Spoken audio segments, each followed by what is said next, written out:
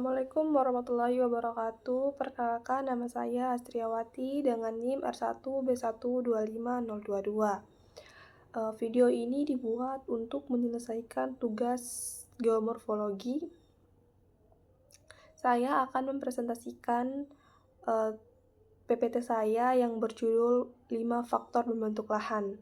Yang pertama itu ada relief atau bentuk muka bumi.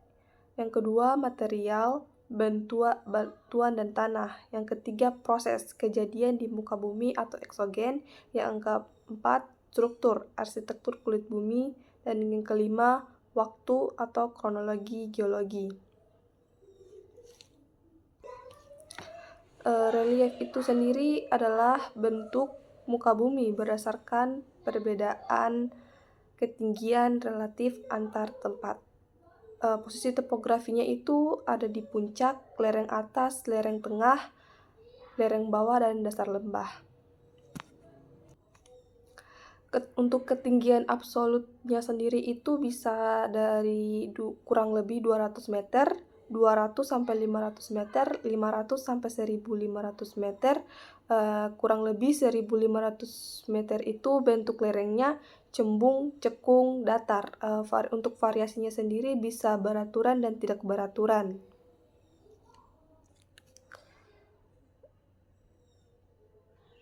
Ada juga pola aliran sungai. Pola aliran mencerminkan kondisi topografi. Yang pertama itu dendritik, itu dia seperti cabang pohon atau batuan seragam. Yang kedua ada paralel, yaitu lereng curam dan seragam. Yang ketiga ada radial, dia dari puncak menyebar, itu contohnya seperti gunung api. Dan yang keempat itu ada sentripetal, dia dari menuju ke lembah atau cekungan. Material batuan, satu jenis batuan beku atau intrusif atau eksekutif seperti metamorf dan sedimen. Yang kedua, tingkat pelapukan vertikal, seberapa dalam batuan segar. Ketiga, liputan singkapan atau dari citra. Material tanah, material bagian 2, tanah kedalaman, umumnya 1-2 meter, bisa tipis atau tebal. Yang dikaji itu horizontal profil tanah, sifat fisik, tekstur, struktur, warna, dan permeabilitas. Sifat biologinya itu bahan organik dan organisme.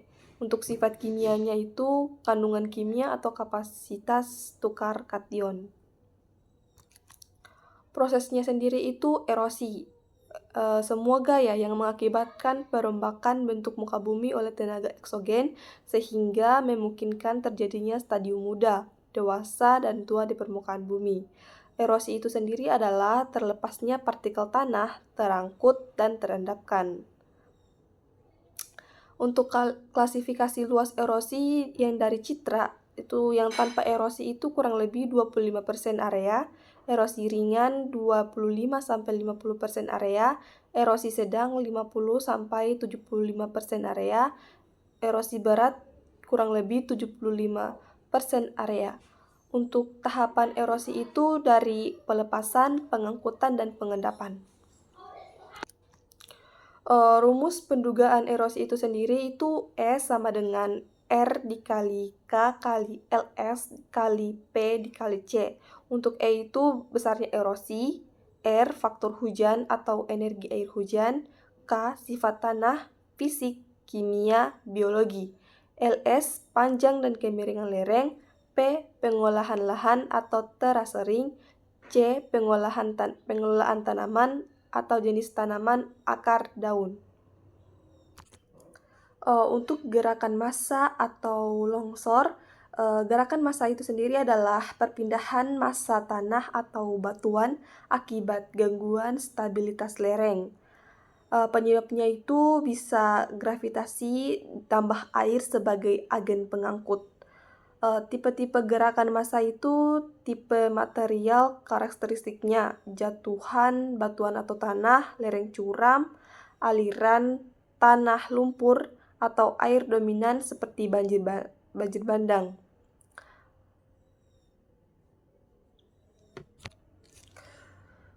Gerakan massa, kecepatan, dan kondisi air. Yang pertama itu ada soil creep atau rayapan tanah. Dia itu gerakannya lambat, kondisi kering, dan tandanya itu seperti pohon atau tiang yang miring. Yang kedua ada mud flow atau aliran lumpur. Dia gerakannya cepat, dalam kondisi basah, contohnya seperti banjir bandang. Dia itu bisa menghasilkan kipas,